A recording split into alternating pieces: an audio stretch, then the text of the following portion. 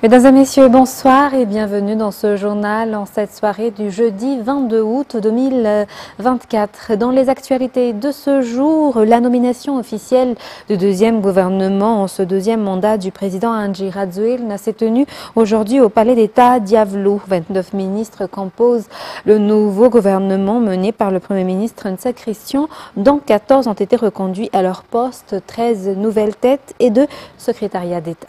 Reportage. 29 ministres composent le nouveau gouvernement mené par le Premier ministre Ntsa Christian, dont 14 anciens ministres conduits à leur poste, 13 nouvelles têtes et 2 nouveaux secrétariats d'État. Selon le décret 2024-1612 du 22 août 2024, voici le nom des nouveaux membres du deuxième gouvernement en ce deuxième mandat du président de la République Andry Rajoelina.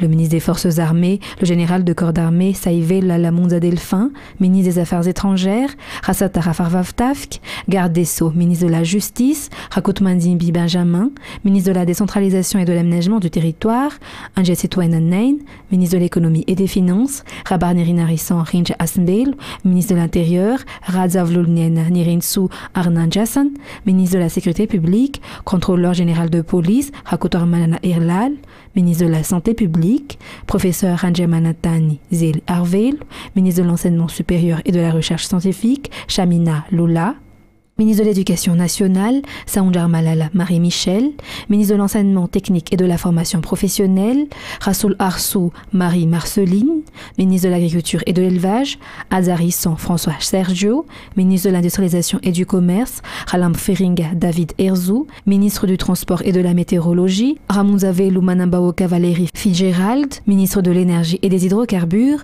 Jean-Baptiste Olivier, ministre des Travaux publics, Rafid-San Richard Théodore, ministre du Travail, de l'Emploi et de la Fonction publique, Razaka Bona Anchaftiavan, ministre des Mines, Rakut Malala Erjen Olivier, ministre de la Pêche et de l'Économie bleue, Maatante Tsimanaorati Pobert, ministre du Tourisme et de l'Artisanat, Dewa Viviane, ministre de la Population et de la Solidarité, Raza Finzatu Aurélie, ministre de la Transformation digitale, de la Poste et des Télécommunications, Stéphanie Delmotte, ministre de l'Eau, de l'Assainissement et de l'Hygiène, Angia Namelassou Lalaine, ministre de l'Environnement et du Développement durable, Fontaine Max Annirin, ministre de la Jeunesse et des Sports, Abdullah Marsan Mustafa, ministre de la Communication et de la Culture, Mara Voulamiranti Dona, ministre délégué en charge de la Gendarmerie nationale, le général de corps d'armée, Hakotonjazak Anjiat Sarafara Anji Amitouvi, nommé en tant que secrétaire d'État au sein de la présidence de la République en charge des nouvelles villes et de l'habitat, Andjemanoïsou Gérard, au sein de la présidence en charge de l'autosuffisance alimentaire, Arzanamaye Fataïniavu Mamzatouf. Et ces nouveaux membres du gouvernement ont été choisis minutieusement pour réaliser les objectifs de développement établis dans la politique générale de l'État. Le président de la République de Madagascar a ainsi choisi ses collaborateurs pour poursuivre la réalisation de ses engagements envers le peuple. Vous avez été choisis pour être aux côtés de la population, écouter leurs besoins et être sur le terrain et non des ministres de bureau, affirme le chef de l'État dans son discours durant la présentation officielle des nouveaux membres du gouvernement aujourd'hui à Diavlo. Reportage.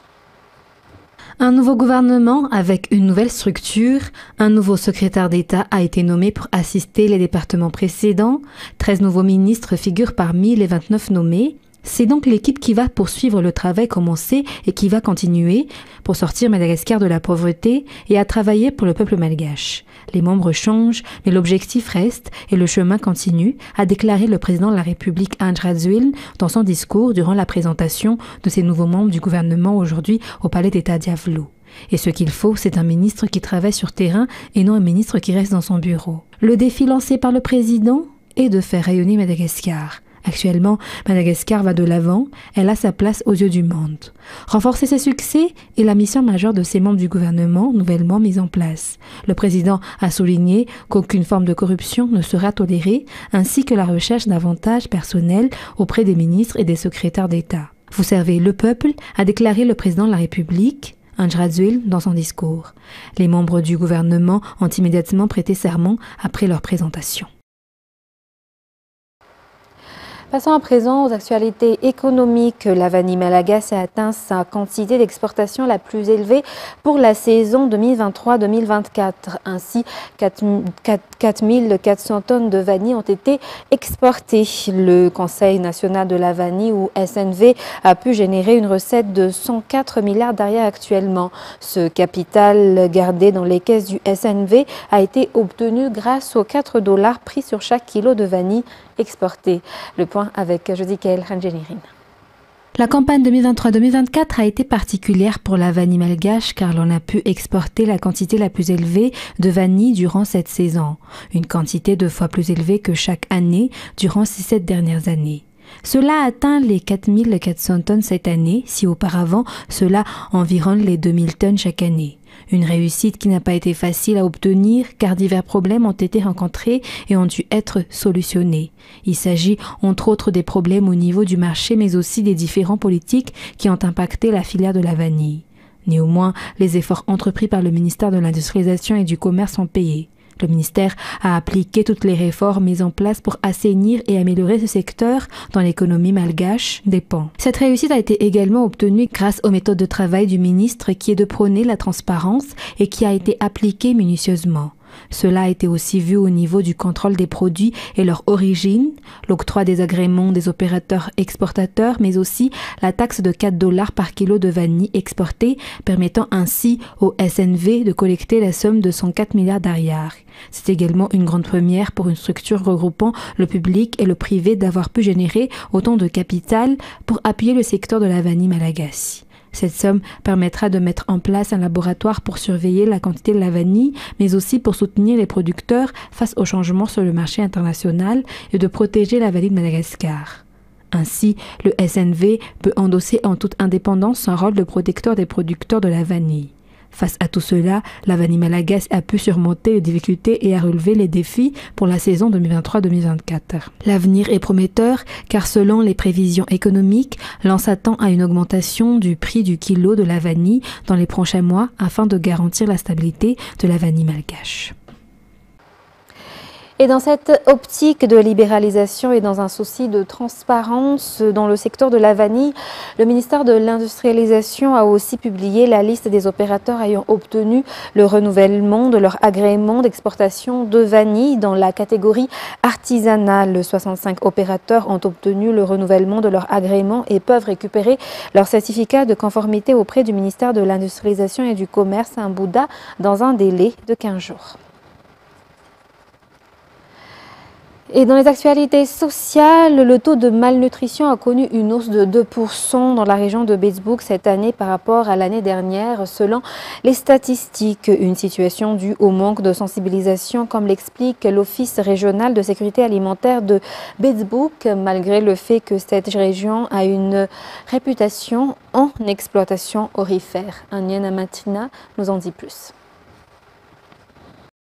Si le taux de l'insécurité alimentaire sévère dans la région de Beesbuk était à 5%, aujourd'hui il s'élève désormais à 7% selon les dernières statistiques publiées en 2024. C'est une situation sur laquelle la direction régionale de la sécurité alimentaire de Beesbuk a tiré la sonnette d'alarme. La partie nord du district de Maïvatanan est la plus touchée par cette malnutrition, surtout dans les endroits où il existe des exploitations d'or selon les explications. Il y a également très peu de partenaires impliqués dans la lutte contre la malnutrition dans cette région, selon toujours les informations. C'est un facteur qui a réduit la mobilisation populaire, augmentant ainsi ce taux. L'ORN de Beesbuk a également confirmé que la capacité des enfants à être vaccinés régulièrement s'inscrit dans la lutte contre la malnutrition. Les acteurs dans le domaine de la santé, le maire et les chefs de Fukuntagne, ainsi que le gouverneur de la région, ont accepté de prendre leurs responsabilités dans la promotion de la vaccination lors de l'atelier commun avec la société civile INA et de l'association Chanut, regroupant les journalistes et les artistes pour la lutte contre l'insécurité alimentaire. Toujours dans cette actualité sociale, le PP dans la localité de Belint, à Bel-sur-Turbine, sera réhabilité avant la rentrée scolaire. Auparavant, les élèves devaient suivre leurs cours dans les infrastructures vétustes et le PP devait même utiliser des salles appartenant à des particuliers pour accueillir les élèves. Afin d'améliorer les infrastructures, le député élu dans la circonscription a fait appel aux opérateurs et les responsables pour la rénovation de l'école primaire publique. C'est Sylvain. Voici l'état actuel de l'EPP dans la commune de Beilint, à district de Beil-sur-Cirbine. Il n'y a plus de toit et la structure est complètement détruite. Après avoir été endommagée, il y a plusieurs années, les enseignants utilisaient des maisons appartenant à des particuliers pour accueillir les élèves de la commune. Les parents des élèves ont également organisé des activités de sensibilisation et ont contribué à sa rénovation, mais n'ont pas réussi à reconstruire le bâtiment scolaire. L'élu du district de Beil-sur-Cirbine a entendu les doléances des responsables de l'école et des parents d'élèves. Le plan de travail sera révisé et l'objectif est d'offrir aux élèves des salles de classe décentes pour la rentrée scolaire dans un mois. Tout le monde contribuera à sa rénovation, affirme le député. Lors de cette visite du député à Beilint, à Beil-sur-Cirbine, une campagne a été menée sur la prévention des incendies et les coupes abusives de forêt. Des sensibilisations et des séances d'information sur les dispositions de la loi et les sanctions qui attendent les auteurs d'incendies des forêts ont également été tenues.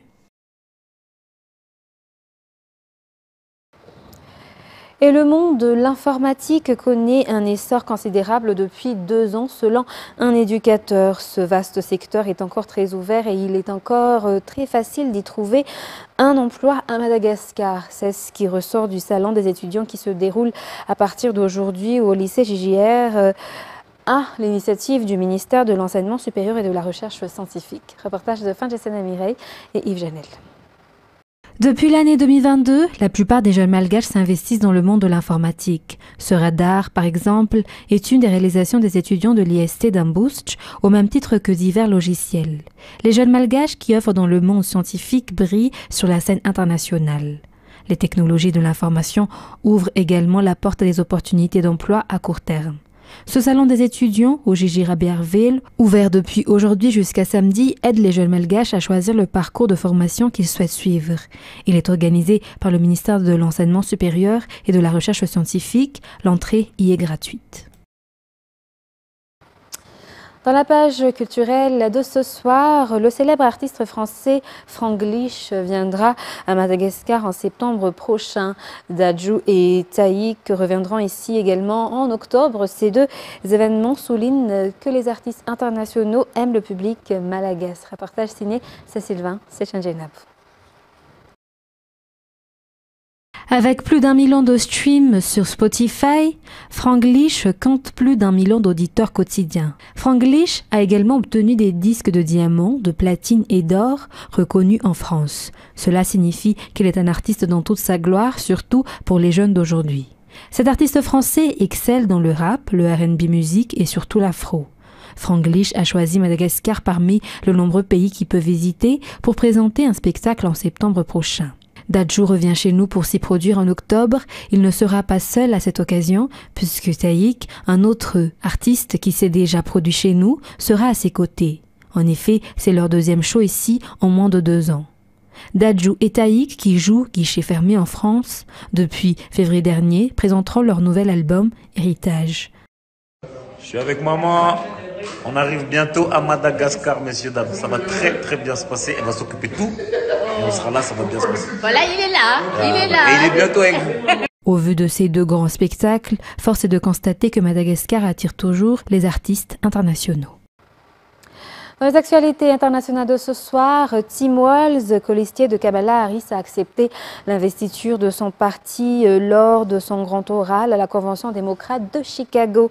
C'est l'honneur de ma vie d'accepter votre investiture, a lancé celui qui deviendra vice-président des États-Unis si Kamala Harris l'emporte en novembre. France 24. Il est l'homme qui concentre tous les regards. Tim Walz, gouverneur du Minnesota, se présente officiellement devant les Américains. À 60 ans, il a accepté l'investiture du Parti démocrate en tant que colistier de Kamala Harris. Il était encore inconnu du grand public il y a 15 jours. Connu pour sa bonhomie et son franc-parler, cet ancien professeur de géographie a pour rôle de compenser les faiblesses de Kamala Harris. Il pourrait ainsi rassurer les électeurs les plus modérés du parti, ainsi que les plus jeunes. Il a beaucoup insisté sur la notion de liberté, en taclant les républicains au passage. Lorsque les républicains utilisent le mot « liberté », ils veulent dire que le gouvernement devrait être libre d'envahir le cabinet de votre médecin. Les entreprises sont libres de polluer l'air et l'eau, et que les banques sont libres de profiter de leurs clients. Mais lorsque nous, les démocrates, Nous parlons de liberté. Nous voulons dire la liberté d'améliorer votre vie et celle des gens que vous aimez. Avant Walls, beaucoup de personnalités se sont succédées devant un public déchaîné, comme la très influente Oprah Winfrey. Nous ne reculerons pas, nous ne serons pas repoussés, intimidés ou malmenés, nous ne ferons pas marche arrière. Autre figure présente pour encenser Kamala Harris, Bill Clinton, l'ancien locataire de la Maison-Blanche. Kamala Harris est la seule candidate dans cette course qui a la vision, l'expérience, le tempérament, la volonté et oui, la joie pure de faire avancer les choses. Que fait son adversaire avec sa voix? Il parle surtout de lui, n'est-ce pas? Cette grand-messe démocrate minutieusement chorégraphiée prendra fin ce jeudi. Pour ce dernier jour, Kamala Harris doit accepter formellement l'investiture du parti.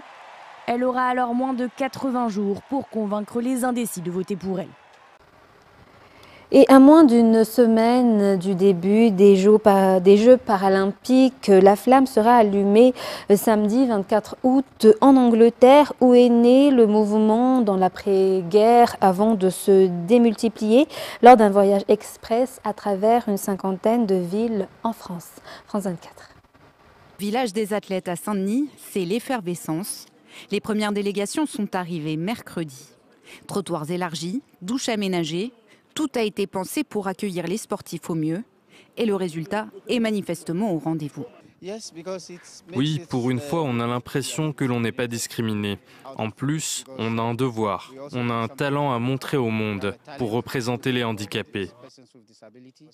Même si tu es handicapé, tu peux faire de grandes choses pour toi, pour ton pays et pour le monde. 11 jours de compétition et autant d'occasions de mettre en avant des disciplines parfois méconnues.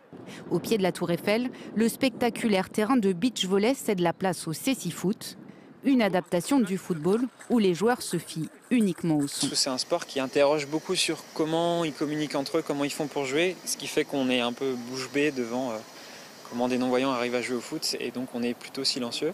Du judo à la natation en passant par le tir à l'arc, en tout, 22 sports sont à découvrir ou à admirer à Paris du 28 août au 8 septembre. Plus d'1 700 000 billets ont déjà été vendus, mais quelques 800 000 places sont encore disponibles. Toujours à l'international, on part au Sénégal où des agriculteurs ont décidé d'avoir recours aux réseaux sociaux pour booster leurs ventes et se faire connaître. Une nouvelle vague d'entrepreneurs agricoles adoptent les plateformes en ligne pour se faire un nom dans son secteur économique clé. France 24 toujours. C'est le moyen qu'a trouvé ce jeune agriculteur pour stimuler la vente de ses mangues. Mame Abdou Diop tourne une vidéo TikTok en espérant qu'elle fera un carton auprès de ses abonnés sur les réseaux sociaux. Il fait partie d'une nouvelle vague d'entrepreneurs agricoles en Afrique de l'Ouest qui utilisent les plateformes en ligne pour vendre, mais aussi partager leurs connaissances et tracer leur sillon dans un secteur économique clé. Grâce à les vidéos que j'ai faites, j'ai eu double ou triple clientèle qui sont venues de plus s'ajouter à ma clientèle fixe. Donc pour moi, c'est quelque chose de plus les réseaux sociaux. Donc c'est un très bon marketing parce qu'au début, moi j'avais contacté un groupe qui faisait du marketing, mais bon, ça n'a aucun impact. Le nouveau gouvernement a fait de la souveraineté alimentaire l'une de ses priorités, dans le but notamment de créer davantage d'emplois pour les jeunes confrontés au chômage. Le Sénégal importe encore près de 70% de sa nourriture. Pour la jeune population sénégalaise, de plus en plus urbaine et technophile, les plateformes numériques offrent de nouvelles opportunités. Nougaïsen, qui se décrit comme une agri-influenceuse, gère des champs pour une douzaine de clients. Sur Instagram, où elle compte désormais plus de 3000 abonnés, elle partage des vidéos dans lesquelles elle donne des conseils sur la façon de cultiver, d'installer des systèmes d'irrigation ou gérer l'agencement des champs. En général, les clients que j'accompagne, je les trouve au niveau des réseaux sociaux. Ils me contactent directement sur Instagram. Donc, je leur donne mon numéro. Après, je fais des visites au niveau de leur champ. Et maintenant, je les accompagne sur la production. Cette tendance n'en est qu'à ses débuts, mais devrait avoir un bel avenir. Le taux de pénétration de la téléphonie mobile au sein de la jeunesse africaine a doublé en 10 ans. Sur ce, mesdames et messieurs, c'est la fin de ce journal. Nous vous remercions de votre fidélité. Restez avec nous pour la suite des programmes. Dans quelques instants, vous allez suivre votre film Never Back Down. Sur ce, très bonne soirée à tous sur Viva. Au revoir.